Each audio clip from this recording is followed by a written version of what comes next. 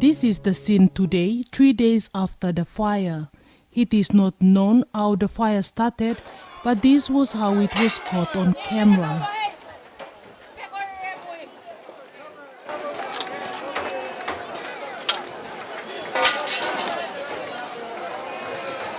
This coastal Motuan village, Hanuabada, located on the outskirts of Port Moresby, was covered in flames over the weekend.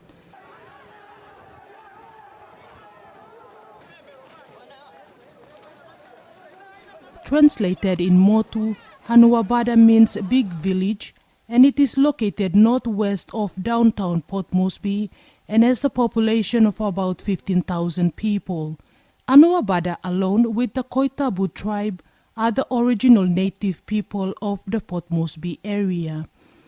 Hanuabada is one of the only two remaining stilt villages in Port Moresby, with the other being Koki at the eastern end of the Ella Beach.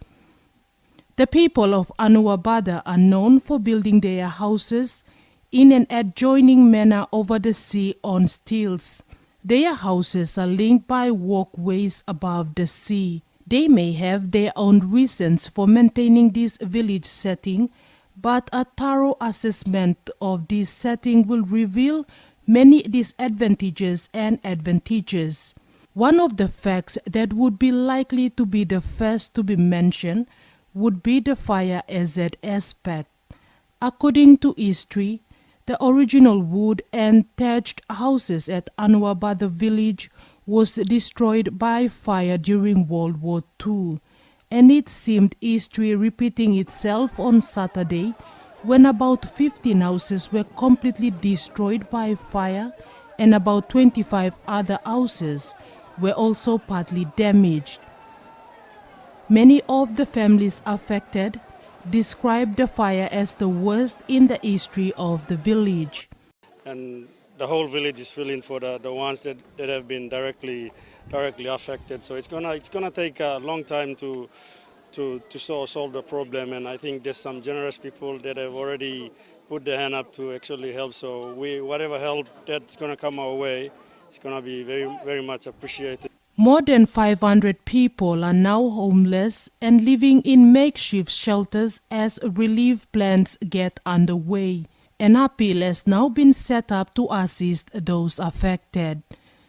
The appeal is spearheaded by a working committee made up of like-minded individuals from Hanuabada village. Daddy Toka Jr. says the working committee aims to achieve a target of 2 million Kina to restore the houses. Okay, so the amount is going to be 2 million Kina.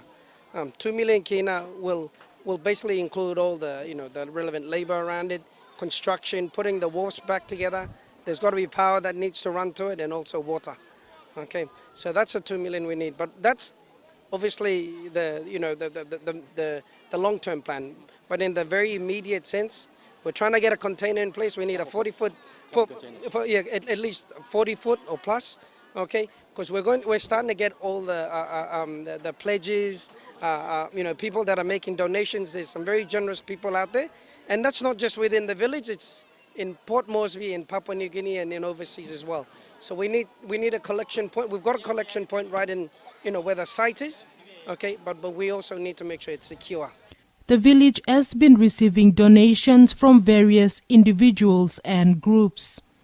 Moresby Northwest member Sam Mekere Morauta says his office and the Hanuabada election coordinators are working with the Central Disaster Committee to ascertain what needs to be done so that they can find resources to help the affected families.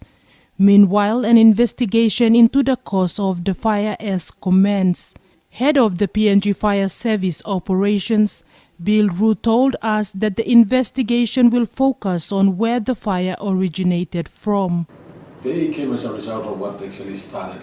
So the investigations will be centered around the building where the fire originated. And my officers have already started investigations as we are speaking. They should be done at the fire ground. What actually happened was that there was a fire on the 19th of August, as you are aware. And the fire was We received a call at about 4:30 p.m. They called the Boroko Fire Service, and Boroko quickly dispatched the call to town, which is the closest fire station to Hanuabada.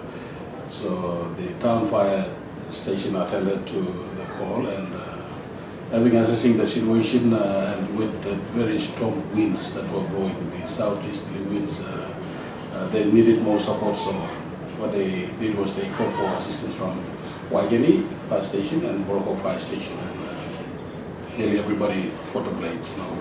We had challenges there. The wind was blowing, some 60 miles an hour, something like this, and then the smoke and the wind was, supporting the fire. So that's why it developed to become what it is now. So we had challenges, trying to contain the fire, but we're happy that we have at least saved some of the buildings. Otherwise, it should have been a disaster. Mr. Ru has also urged the general public in Port Moresby to take precautions in these times of strong winds. When you have barbecue, you must be very careful in your homes because if the wind carries, we are a little light and sparks over a curtain or something like that, a mattress or something like that can cause a big lot of damage. So we have to be very careful on how we use fires.